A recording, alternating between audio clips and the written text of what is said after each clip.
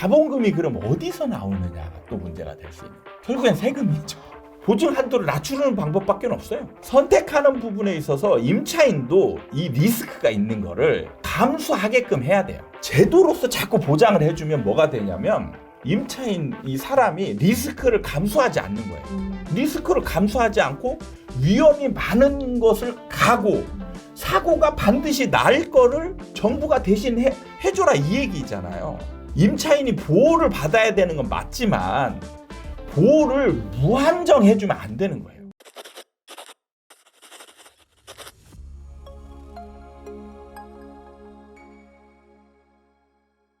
반갑습니다. 아파트 사이클 연구소 소장 이현철입니다. 김나은입니다. 자, 오늘은요, 허그에 대한 이야기를 좀 해보려고 합니다. 이 허그가 대규모 자본 확충에 나섰다고 하는데 전세 사기 때문에 대위 변제액이 급증을 해서 재무구조가 악화한 탓이라고 합니다. 이 대위 변제액이 2021년 5천억 원 해서 올해 9월까지 기준으로 3조 원대로, 그러니까 엄청나게 이 대위 변제액이 급증을 한 거거든요. 근데 우선 이제 궁금한 게, 그래서 이 대위 변제액이 도대체 뭔가, 뭐길래 이렇게 지금 난린가 궁금하거든요. 원래는 채권 관계라고 해서 돈을 빌려주고 돌려받는 개념이에요. 그렇죠. 그러니까 임차인이 임대인한테 전세 보증금을 맡기고 2년 동안 이제 살다가 나갈 때가 되면 임대인이 그 받아놨던 보증금을 고스란히 이제 금액 그대로 돌려주는 개념이 전세인데, 임차인 입장에서 임대인이 어떤 안 좋은 상황이 생겨거나 뭐 이래서 임대인이 내 돈을 돌려주지 못하면 어떡하지? 이런 우려감을 걱정을 해서 보증보험이라는 회사를 통해서 보증보험을 드는 거예요. 그러면 이제 이 보증보험을 들게 되면 어떤 상황이 생기냐면 임대인이 돈을 임차인한테 못 주거나 안 줄 경우에 대신해서 보증보험 회사에서 임차인에게 그 보증금을 돌려줍니다. 대신. 그렇죠. 허구나. 대신 돌려주는 거예요. 임대인이 원래 줘야 될 거를 보증보험 회사에서 대신 주는 거예요. 이게 이제 대위 변제입니다. 그러면 보증보험 회사는 자선 사업 기구냐? 아니죠. 아니죠. 여기도 사업입니다. 사업. 그렇죠. 대위 변제를 해주고요. 이 보증보험 회사가 이제 얻는 권리가 있어요. 구상권입니다. 구상권이라는 거는 원래 임대인은 채무 관계를 가지고 있잖아요. 임차인한테 돌려줘야 될 돈이 있는 거예요. 근데 뭐 어떤 특별한 사정이 생겼거나 뭐 여러 가지 이유로 인해서 임차인에게 지금 당장 돈을 돌려줘야 될 거를 돌려주지 못하고 있는 상황에서 대신해서 줬잖아요. 그렇죠. 그러면 이제 보증보험 회사가 그 임대인, 원래 임대인한테 임차인이 받을 돈을 대신 줬기 때문에 이 이제 받을 돈이 있잖아요. 그렇죠. 이 받을 돈을 대신 받는 거예요. 이게 이제 구상권입니다. 네. 그래서 이 구상권을 통해서 기존 임대인에게 돈을 돌려받거나 만약에 돈을 돌려줄 수 없는 상황이 되면 이거에 기해서 경매를 붙이거나 이렇게 해가지고 자금을 회수하는 그 과정을 거치게 됩니다. 그러니까 돈을 못 돌려주는 임대인을 대신해서 허그가 임차인에게 일단 전세 보증금 돌려주고, 그 다음 이제 임대인에게 구상권을 행사해서 내가 너 대신 돈을 갚아줬으니까 이제 빨리 달라. 그렇죠. 이렇게 진행이 되는 건데, 이렇게 대신 갚아주는 금액이 지금 3년간 이렇게나 많이 늘어났다는 거네요. 그러니까 그만큼 갚아줄 돈이 없는 임대인들이 많아졌다는 거잖아요. 그러면 우리가 가지는 의문은 그럼 얘네는 이 돈을 왜 회수하지 못했을까? 그러니까요. 그게 궁금하더라고요. 왜 이렇게 대위 변제액이 급증을 하는 건지, 왜 못 돌려받는 건지. 예를 들어서 이제 뭐 전세 사기범이다 막 이런 상황이 되면 이제 보증금을 돌려줄 수가 없거든요. 자기 가진 돈이 없기 때문에. 결국에는 이 돈을 돌려받을 수 있는 방법은 경매를 통해야 되는데 이 경매가 생각보다 쉬운 방법이 아닌 거예요. 왜요? 그냥 낙찰 받으면 되는 거 아니에요? 그렇죠. 낙찰 받으면 되는데 이제 보증보험회사는 허그라는 하나 회사잖아요. 그렇죠. 근데 이제 예를 들면 아까 그 대위 변제한 금액이 올해만 3조다. 그러니까요. 이런 얘기가 됩니다. 3조가 되면 뭐 예를 들어서 지금 보증금을 3억으로만 쳐도 만 세대가 되는 거예요. 만 세대. 그럼 만 세대를 경매에 놓고 이 만 세대를 다 낙찰을 받아야 되잖아요. 그러면 낙찰받을 때 이제 어떤 문제가 생기냐면 크게 두 가지 일들이 예상이 돼요. 크게 보면 네. 뭐 그 외에 자잘자잘한 일은 생략하고라도 첫 번째 일은 뭐냐면 시세. 시세. 네. 시세를 정확히 알아야 내가 대위 변제를 예를 들어서 2억을 변제를 했어요. 그러면 최소한 이 금액을 2억 이상의 가치를 가진 금액으로 환수를 받아야 그렇죠. 손해를 안 보는 거잖아요. 만세대란 게 이 한 건물에 있는 게 아니고 전국 각지에 흩어져 있잖아요. 그리고 대부분 이런 상품들이 아파트가 아니고 빌라, 그렇죠. 뭐 나홀로 아파트 이런 것들이에요. 근데 이런 것들의 특징이 뭐냐면 일반 사람들이나 프로테크라고 하는 시세를 알려주는 그런 사이트에 시세가 정확하게 나타나 있지 않은 대표적인 부동산 상품인 거예요. 좀 거래가 활발하진 않는 상품이다 그렇죠. 보니까. 거래가 별로 없다 보니까 지금 당장 이 상황의 시세가 얼마냐. 근데 이거를 알아야 이걸 알아야 낙찰 금액도 정하고 우리가 손해 볼지 안 볼지 이런 걸 정하는데 그렇죠. 이거를 알 수 있는 인력이 만세대를 본다면 이 안에 네. 이 시세를 파악하는 인력만 사실 굉장히 많이 있어야 되는 거예요. 쉽지 그러면 이 인원을 확충해 버리면 고정 비용이 또 들어가잖아요. 그러니까 이런 것들을 예상을 못한 거예요. 왜냐하면 옛날에는 이런 일이 사실 별로 없었거든요. 그렇죠. 대위 변제하고 구상권을 청구하는 일이 별로 없이 그냥 보증료만 받아서 수익을 올리는, 그리고 사고가 별로 안 나니까 어떻게 보면 그냥 땅 짓고 헤엄치는 사업이었던 거예요. 근데 이게 이제 사고가 나다 보니까 대비가 안 돼 있는 거죠. 그 다음에 또 문제가 뭐냐면 경매에 넣었을 때 이제 일종의 권리 분석이라는 걸 해야 되는데 이게 네. 단순한 권리가 있으면은 사실 뭐 시세를 대략 파악만 해도 쉬운 부분일 네. 수 있어요. 근데 그 안에 실질적인 임차인이 있고 가상의 임차인도 있고 뭐 그래요. 가상의 임차인은 어떤 건가요? 그러니까 우리나라는 최우선 변제의 금액이라는 게 있어요. 네. 그거 같은 경우는 경매에 넣었을 때 임차인으로서의 이제 돈을 받아갈 수 있는 순위라는 게 있거든요. 1순위, 2순위, 3순위 이렇게 있어요.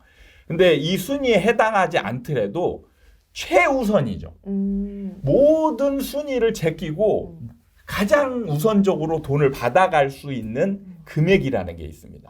그래요. 예, 그게 많지는 않지만 몇 천만 원이 돼요. 지방 같은 경우는 뭐 한 3, 4천, 서울은 뭐 5천 이상 이 정도 금액이 된단 말이에요. 그러니까 이게 회수를 해야 되는데 회수가 자꾸 지지부진해지면서 미뤄지고 예, 그다음에 역량 부족으로 이거를 어떨 때는 손해액을 크게 감수하고 받기도 하고 이런 상황들이 벌어지면서 이제 손실액이 늘어나는 상황으로 만들어지는 거예요. 지금 소장님 말씀하신 거는 경매도 쉽지가 않은 게 시세의 문제가 있고 또 권리 분석의 문제가 있고 그러니까 이런 것들을 잘 파악을 하려면 그만큼의 인력이 필요한 건데 그게 지금 기반이 갖춰져 있지 않다 보니까 이마저도 쉽지 않은 상황이다. 라는 말씀을 지금 하고 계신 건데 그래서 지금 그러다 보니까 이 허그의 자본금이 계속 줄면서 지금 상황이 재무 상태가 굉장히 안 좋아지고 있고 이대로 가다가는 그러면은 이 전세 보증보험도 들지 못하는 것 아니냐라는 좀 불안감이 생기고 있는 것 같아요. 그러면 당연히 사실 전세를 구하시는 분들은 전세 보증보험이 좀 믿을 구석이라고 해야 되나? 네. 되게 굉장히 좀 든든한 한 구석이었는데 전세 보증보험이 사라진다? 그러면 전세를 들 이유도 없다라는 그런 좀 불안감에 마음을 좀 졸이실 것 같아요. 앞으로 어떨까요? 지금 그런 상황이 벌어지지 말란 법이 없게 되는 네. 거죠. 그러니까 지금 이거는 이제 좀 약간 어떻게 보면 일시적인 상황일 수는 있긴 해요. 네. 그러니까 어떤 정부가 의지를 가지고 네. 무슨 수술을 써더라도 자본금을 확충을 하게끔 도와주겠다라고 한다면 이제 자본금은 만들어질 가능성이 많죠. 근데 문제는 자본금이 그럼 어디서 나오느냐가 또 문제가 될 수 있는 거예요. 어디서 나오나요? 결국엔 세금이죠. 그렇죠. 네. 원래는 이게 사업체이기 때문에 자기들이 손실이 나면 그 손실액을 자기들이 메꾸거나 해야 되는데 지금 정부의 손을 벌리는 거잖아요. 그럼 정부의 손을 벌려서 정부에서 돈이 나온다는 얘기는 결국에는 우리가 낸 세금으로 그 금액을 확충을 해야 된다. 이거는 또 국민들이 뭔가 반발할 수도 있는 지점일 것 같은데요. 이게 그러니까 그런 반발이 있을 수 있기 때문에 네. 일단 정부에서는 네. 그거를 지금 차단을 나선 거라고 이제 예상을 할 수 있는 거죠. 지금 세금으로 이렇게 막는 일은 하지 말고 니네가 노력해서 최대한 자본금을 확충해라. 네. 그 얘기는 뭐냐면 뭐 경매나 이런 것들 지금 니네가 지금 노력하면 할 수 있는 거를 지금 노력도 안 하고 회수하지 못하고 그냥 손실 처리하고 돈은 여기다 벌리면 그럼 세금으로 확충하면 니네들은 그냥 아무런 그 조심하지 않고 보증법 남발하면서 이렇게 가지 않을 거냐. 이제 이런 상황을 예상하면서 이제 노력해라 이런 의미로 이제 받아들일 수 있는데 현실적으로 사실 이제 이런 게 경매로 낙찰 받거나 아니면 임대인하고 협상을 통해서 매입을 하거나 근데 어떤 임대인이 그걸 자기가 매매가보다 더 싸게 넘기겠어요. 그렇죠. 그럴 일은 없단 말이죠. 더 비싸게 매입을 하려면 더 비싸게 매입. 그러면 또 손실액이 늘어나는. 안 그래도 그래서 그런 의견들이 있더라고요. 이게 전세라는 거는 임대인과 임차인 간의 합의로 이루어지는 사금융인데 이거를 나라 세금으로 막는 게 말이 되냐라는 좀 비판적인 목소리도 이렇게 있는 것 같아요. 그 말씀이신 거잖아요. 소장님 의견도. 사실은 이 부분은 좀 어려운데 왜 그러냐면 우리나라 전세는 원래 사금융이었어요. 진짜로. 임차인들이 전혀 보호를 받지 못했습니다. 지금은 한 사람의 악질 임대인이 여러 사람에게 피해를 주는 구도지만 네. 옛날에는 1대1로 사기를 당하는 구도였어요. 1대1로 사기를 당한다. 네, 예를 들면 우리 아나운서님이 임대인이고 네. 제가 임차인이에요. 막 이렇게 해서 계약을 맺었어요. 보증을 해가지고 살고 있는데 아나운서님이 여기 우리 PD한테 팔아버렸어요. 집을. 네. 팔아버리고 도망갔어요. 가버렸어. 네. 그래가지고 임차인이 그 상황을 몰라요. 그리고 살고 있잖아. 그래가지고 만기가 돼가지고 이제 돈을 받으려고 연락을 했더니 연락이 안 돼. 그러더니 그 새로 매매를 한 집주인이 나와서 너 나가 그러는 거예요. 그래서 왜 네가 나타나냐 그랬더니 나 집주인 바뀌었는데 내가 집주인이야. 그러니까 너 나가 이러는 거예요. 그러면은 나갈 테니까 보증금 돌려주세요. 그쵸. 그랬더니 보증금은 아니 보증금 내가 아니야. 그 원주인한테 달라고 그래. 나는 모르는 일이야. 채권 관계는 우리 당사자 간의 그쵸. 문제잖아요. 제3자예요. 이 매매자가. 제3자는 선의의 제3자한테 대항하지 못하는 그러니까 임차인이 내가 아나운서님한테 받을 채권이잖아. 보증금은. 근데 이 제3자한테 받을 수가 없는 거예요. 그게 이제 초창기의 전세의 문제였습니다. 그랬구나. 그러다 보니까 국가가 이렇게 해서는 임차인이 너무 많은 피해를 보겠구나 해서 만들어진 게 임대차 보호법입니다. 그래서 생겨난 거군요. 네, 그래서 임대차 보호법이 생기면서 이제 확정일자라는 걸 만들었어요. 확정일자가 뭐냐면 주소 이전을 하고 점유를 하는 거예요. 점유와 주소 이전을 해서 옛날 동사무소, 요즘 행정복지센터에 가서 계약서에다가 확정일자라는 도장을 꽝 찍으면 이게 어떤 권리가 생기냐면 채권이 아닌 물권화가 됩니다. 물권화가 되면 선의의 제3자한테도 대항할 수 있게 돼요. 이제 바뀐 집주인한테도 보증금을 돌려달라라고 그렇죠. 얘기할 수 할 수가 있는, 있게 되는 겁니다. 네. 그렇게 해서 만들어진 거예요.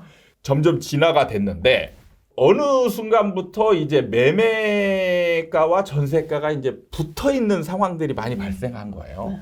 예를 들어서 매매가는 2억인데 전세가를 한 1억 9,500 정도에 받아놓고 있다가 시간이 지나서 보니까 매매가가 떨어졌어요. 매매가가 떨어져서 1억 9천 내지 1억 8천이 됐어. 역전세. 근데 임차인이 준 돈은 1억 9,500이잖아요. 그렇죠. 그러니까 임대인한테 1억 9,500만 원을 달라고 했더니 임대인이 아니 난 그 돈이 없는데? 그러면서 그냥 집을 가져가실래요? 뭐지? 집을 그래 그럼 집을 받아가려고 했더니 시세가 1억 8천인 거야. 그리고 나는 손해야. 임차인이 손해잖아요. 이런 상황들이 시장에서 발생하는 상황이 되니까 임차인들이 이제 아무리 임대차 보호를 받는다 해도 시세 변화에 따른 이 내 보증금의 안전성이 확보가 되지 않는구나. 그러면서 이제 전세 보증보험이라는 제도를 통해서 그걸 들면 보증금을 돌려받을 수 있게 되는 상황으로 이제 정부가 이제 지원을 하게 된 거죠. 이게 역사를 보면 이렇게 그러네요. 온 거예요. 그래서 만약에 이런 보호 제도가 없으면 임차인은 지금보다 조금 덜한 악질 임대인에게 그냥 당할 가능성이 많아요. 그러면 전세 제도에 사실 그 효용성, 필요성이 없어지게 되고 우리나라에서 이제 전세라는 제도가 유명무실해지는 상황으로 갈 수 있는데 그 없어지는 과정에서 다수의 임차인 피해자가 나타날 가능성이 많기 때문에 정부는 이제 보호할 필요성이 어느 정도 있는 거죠. 그래서 너무 역사를 모르는 채 지금의 현실에 일어난 상황만 가지고 이게 사금융인데 정부가 보호할 필요성이 있냐라는 식의 얘기는 이제 너무의 우리나라의 그 지나온 역사의 과정 이런 것들을 너무 이제 모르는 거죠. 지금도 사기 피해자가 일어나고 이 피해 임차인들이 자살을 하는 경우들도 생기고 임대인이 지금 징역 15년을 구형받은 지금 판결도 나왔어요. 15년이요. 네.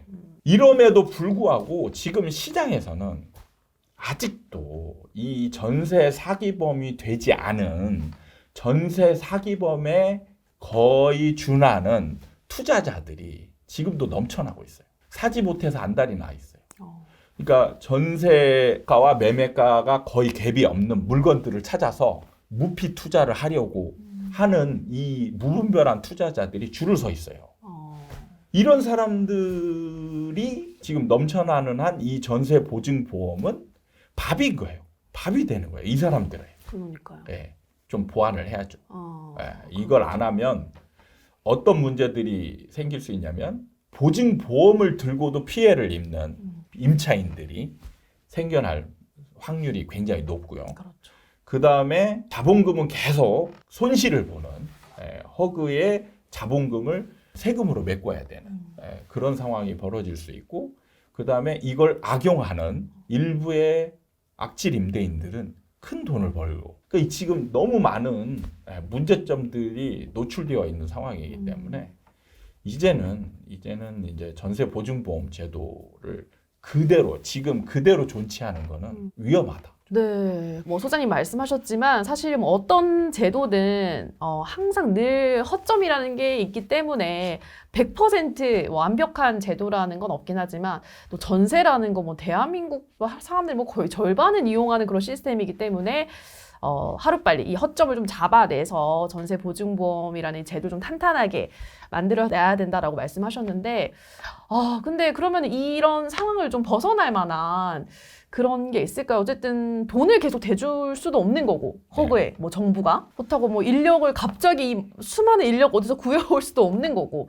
뭐 소장님이 생각하기에 어쨌든 이런 허그에 좀 안 좋은 지금의 상황들을 좀 벗어날 만한 타개할 만한 그런 해결책이 있다고 보시나요? 일단은 일시적으로 쓸 수 있는 방책은 문재인 정부 때 빌라의 보증보험 그 한도를 할 수 있는 기준을 공시가에 150% 왜냐하면 시세가 없으니까 그렇죠. 시세가 없어서 이제 공시가에 150% 기준을 잡았다가 그게 이제 전세 사기에 악용되는 그런 사례가 벌어져서 이제 그걸 120%로 낮췄거든요. 그렇죠. 근데 여기에서 또 문제가 급작스럽게 갑자기 그냥 낮추다 보니까 또 다른 피해자가 생긴 거예요.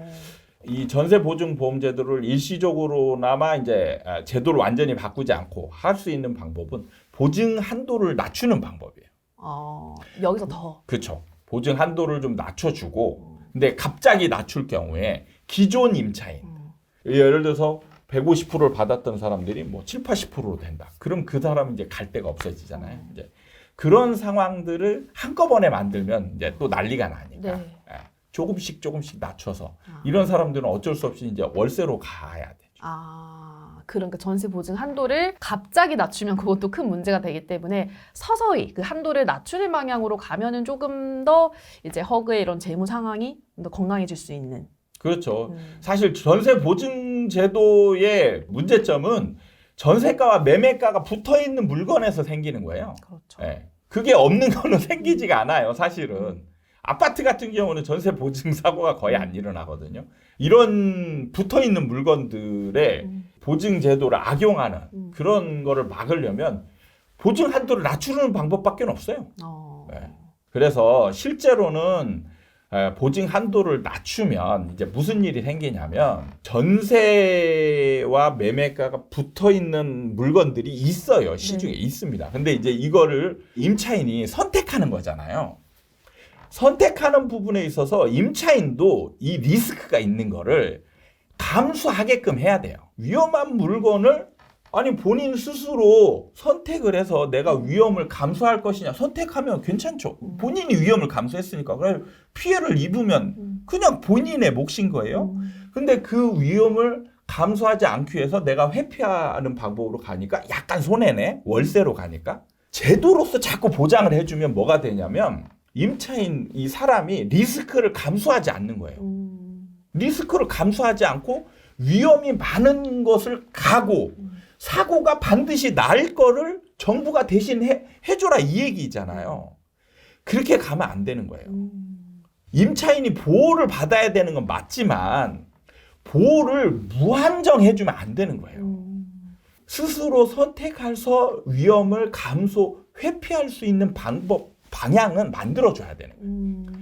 그렇게 하다 보면 나중에는 자연스럽게 전세가가 나중에는 떨어질 수 있겠죠. 그걸로 인해서. 근데 그걸로 당장 떨어지지는 않는 거예요.